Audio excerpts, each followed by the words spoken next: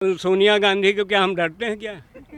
सोनिया गांधी को हम डरते हैं कि राजीव गांधी को? तो हम अपना खाते हैं, अपना कमाते हैं। हाँ, सही बात है। हम किसी को नहीं डरते, हम खाली ऊपर वाले को डरते हैं। अरे ये सब बेकार वाली फालतू वाली बातें, कोई विकल्प है ही नहीं बीजेपी का इस समय, ना राष्ट्रीय स्तर पर ना प्रदेश स्तर पर। योगी और मोदी का कोई विकल्प है ही नहीं। गठबंधन तो पिछले बार भी किया था, कई बार गठबंधन का। गठबंधन क्या है, कहीं का ईंट कहीं का रोड़ा, भानुमती ने जोड़ा जोड़ा। राहुल गांधी जेब में हाथ डाले कुटम खाली घूमे। राहुल गांधी के पास तमीज नहीं है, इतनी तमीज तो मैं रखता हूँ। अरे वो वैसी जो तो खुद हुआ। अब गठबंधन के इन बिहार में है तो कहाँ पा गए हैं? गठबंधन जो वहाँ गुजरातों में है खड़े गए तो कहाँ पा गए हैं? वो वैसे घूमा करें हैं इतना कि तो किसी एक जाति को, एक संप्रदाय को लेकर कोई आज तक जो है प्रधानमंत्री की सीट में पहुँचा है? हम स्पष्ट बात बताएंगे, किसी को अच्छा लगे या खराब। हाँ, बिल्कुल बताइए। राष्ट्रीय मुद्दों पर और विश्व स्तर पर बीजेपी की ऐसी सरकार आज तक आई नहीं है। अच्छा जी। धारा 370, ट्रिपल तलाक है और राम मंदिर है और नागरिकता कानून जो आज तक 50 वर्षों से लटके थे, उन्होंने जिसको छूने की कभी किसी ने हिम्मत नहीं की है। और उसके बाद जो राष्ट्रीय समस्याएं हैं, जैसे महंगाई है, बेरोजगारी है, कोरोना की वजह से ये हुआ है, नहीं तो इन पर भी बहुत अच्छी सरकार चल रही थी।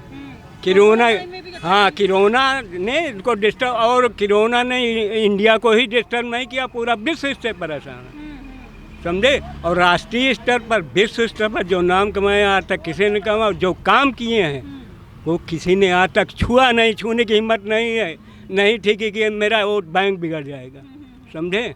स्पष्ट बात तो ये है। नहीं, योगी आएंगे, मोदी आएंगे 24 में, और कौन आएगा? तो रायबरेली तो सोनिया जी का गढ़ है। जब कोई विकल्प है ही नहीं। देखिए, अब ये देखा जाता है कि हमारे बराबर कोई हो। अब जब हमारे बराबर कोई है ही नहीं है, वो ममता बनर्जी, ये सब क्षेत्रीय पार्टियाँ। ममता बनर्जी का यूपी में कोई जनाधार है? इनको कोई स्वीकार करेगा यूपी में पीएम के लिए? है? कर्नाटक के स्टालिन उनको, तमिलनाडु के स्टालिन उनको स्वीकार करेगा यहाँ कोई? है? महाराष्ट्र के वो हैं शिवसेना वाले उद्धव ठाकरे, उनको यहाँ कोई पीएम के लिए स्वीकार करेगा? राष्ट्रीय स्तर का नेता हो। राष्ट्रीय स्तर के नेता कांग्रेस में है, लेकिन कांग्रेस जीरो। हमारा नाम महेश कुमार मिश्रा। क्या लगता है कौन सरकार जीतेगी? हम स्पष्ट बात बताएंगे, किसी को अच्छा लगे या खराब। हाँ, बिल्कुल बताइए। राष्ट्रीय मुद्दों पर और विश्व स्तर पर बीजेपी की ऐसी सरकार आज तक आई नहीं है। अच्छा जी। धारा 370, ट्रिपल तलाक है और राम मंदिर है और नागरिकता कानून जो आज तक 50 वर्षों से लटके थे, उन्होंने जिसको छूने की कभी किसी ने हिम्मत नहीं की है। और उसके बाद जो राष्ट्रीय समस्याएं हैं, जैसे महंगाई है, बेरोजगारी है, कोरोना की वजह से ये हुआ है, नहीं तो इन पर भी बहुत अच्छी सरकार चल रही थी। कोरोना, हाँ, कोरोना ने इनको डिस्टर्ब, और कोरोना ने इंडिया को ही डिस्टर्ब नहीं किया, पूरा विश्व इससे परेशान है, समझे। और राष्ट्रीय स्तर पर, विश्व स्तर पर जो नाम कमाया आज तक किसी ने कमाया, जो काम किए हैं वो किसी ने आज तक छुआ नहीं, छूने की हिम्मत नहीं है। नहीं ठीक है कि मेरा वोट बैंक बिगड़ जाएगा, समझे। स्पष्ट बात तो ये है। बहुत स्पष्ट बात कह दी है आपने अंकल जी। अखिलेश यादव तो बोल रहे हैं 400 सीटें वो लेकर आएंगे इस बार। अरे ये सब बेकार वाली फालतू वाली बातें, कोई विकल्प है ही नहीं बीजेपी का इस समय, ना राष्ट्रीय स्तर पर ना प्रदेश स्तर पर। योगी और मोदी का कोई विकल्प है ही नहीं। अच्छा, लेकिन सब गठबंधन कर रहे हैं, ओपी राजभर, अखिलेश यादव। गठबंधन तो पिछले बार भी किया था, कई बार गठबंधन का। गठबंधन क्या है, कहीं का ईंट कहीं का रोड़ा, भानुमती ने जोड़ा जोड़ा। नहीं अंकल जी, अच्छा ये बताइए, जो राजीव गांधी खेल रत्न हुआ करता था नाम, अब उसको बदल के मेजर ध्यानचंद के नाम पे रख दिया, सही किया है मोदी जी ने? जितने भी काम किए हैं वो हिंदुस्तान के हित में किए हैं, राष्ट्रीय स्तर के काम किए। हमसे बहुत लोग नाराज हो जाएंगे, लेकिन मैं स्पष्ट बात कह रहा हूँ, जो सही बात। नाराज नहीं होगा अंकल जी, आप बहुत सही बात। नहीं, यहाँ हम दुकान खरीदते हैं, बहुत लोग नाराज हो जाएंगे, लेकिन स्पष्ट बात ये है कि जो राष्ट्रीय स्तर, किसी की हिम्मत थी कि धारा 370 समाप्त कर, राम मंदिर की किसी की वो थी, नागरिकता कानून किसी की, ट्रिपल तलाक की वो थी, बिल्कुल सर। है? किसी छूने की हिम्मत नहीं, कहीं मेरा वोट बैंक ना चला जाए।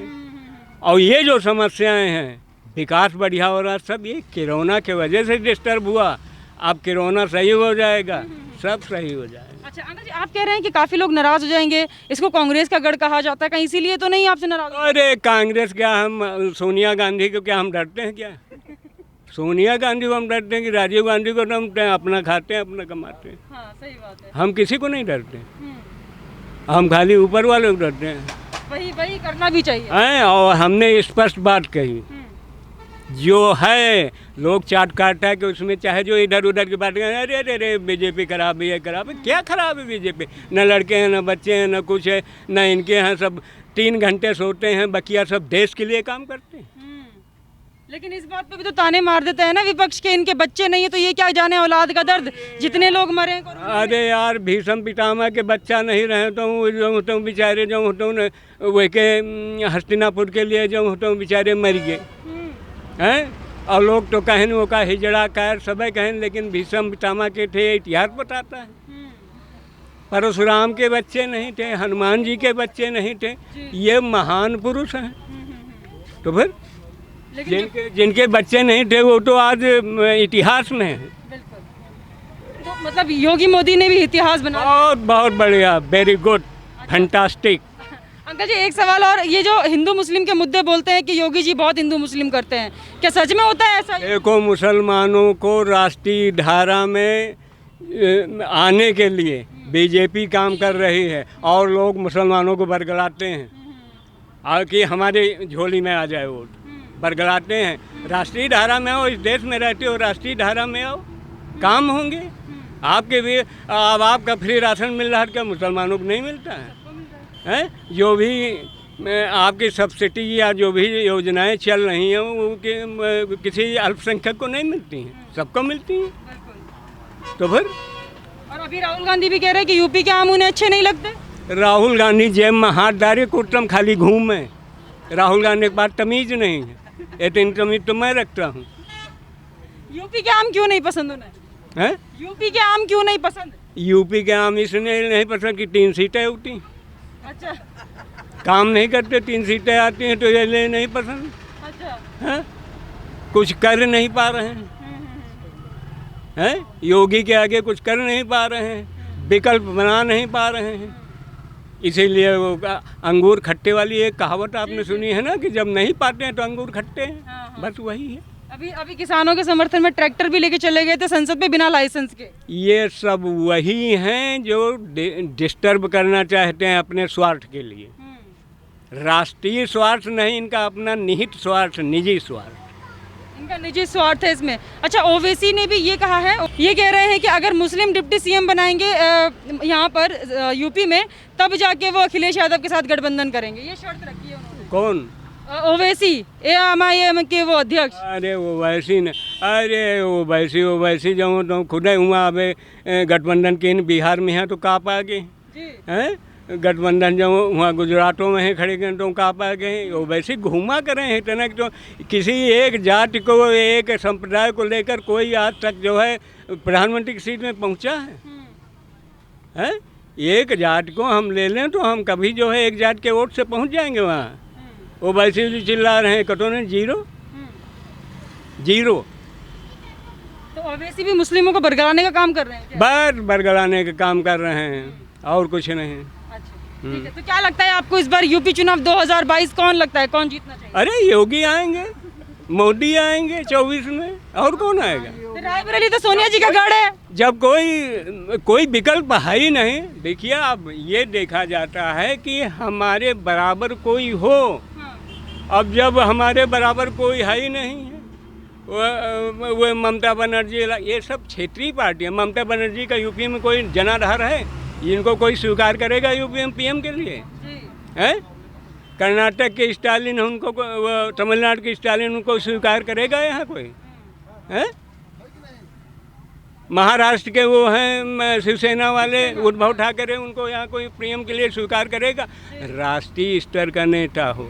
राष्ट्रीय स्तर के नेता कांग्रेस में है, लेकिन कांग्रेस जीरो। महंगाई से ज़्यादा परेशान है। हाँ। अंकल जी, मोदी को जो है मैक्सिमम पब्लिक, मतलब कम 70% पब्लिक जो है देश की, 90% मान लो कि इस समय महंगाई हर जगह अरे अंकल जी,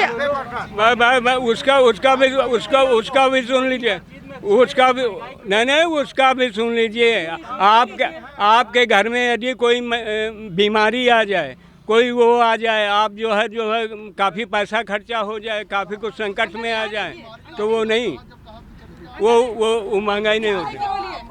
कैमरा में देखिए, बोलिए कैमरा में। मैं जो राष्ट्रीय समस्याएं और विश्व की समस्याओं और विश्व में जो नाम कमाया है उसके सामने ये महंगाई जीरो में समझता हूँ। और ये भी जो है इसलिए है कि ये जो आपका कोरोना जो बीमारी का हमने दृष्टांत दिया, हमारे घर में बीमारी आ जाए, कैंसर आ जाए, कुछ आ जाए तो हम डाउन हो जाएंगे। लेकिन रायबरेली तो सोनिया जी का गढ़ है ना, तो हो सकता है इस बार वही आ जाए।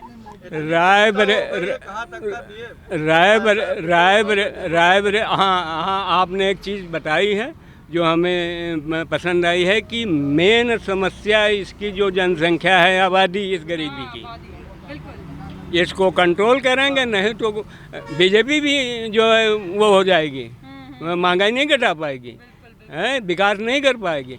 मेन जड़ जो है इसकी जो है पॉपुलेशन। जनसंख्या नियंत्रण कानून आ रहा है तो उसका भी विरोध हो रहा है। बहुत सही योगी ने जो ये काम किया, बहुत बेस्ट काम किया, एक नंबर। चलिए, यहाँ पर जितनी भी जनता है सबका यही कहना। देखिए, बाबा से भी अभी हमने बात की है तो बाबा भी मतलब योगी मोदी के काम से बहुत ज़्यादा इम्प्रेस है। इनका यही कहना है कि महंगाई भी इग्नोर कर दी जाएगी, लेकिन वो जिस तरीके से अंतर्राष्ट्रीय स्तर पर काम कर रहे हैं योगी जी, मोदी जी, वो काफ़ी अच्छा कर रहे हैं। जो यूपी की जनता है, जैसे रायबरेली में इस वक्त हम हैं, तो रायबरेली में जो सोनिया जी का गढ़ माना जाता है, इनका ये कहना है कि यहाँ पर वो तो कुछ काम नहीं करे, लेकिन अगर बीजेपी सरकार आती है तो उनसे ज़्यादा उम्मीद है कि वो काम कर सकती हैं। आप हमारे साथ ऐसे ही बने रहिए, देखते रहिए प्यारा हिंदुस्तान।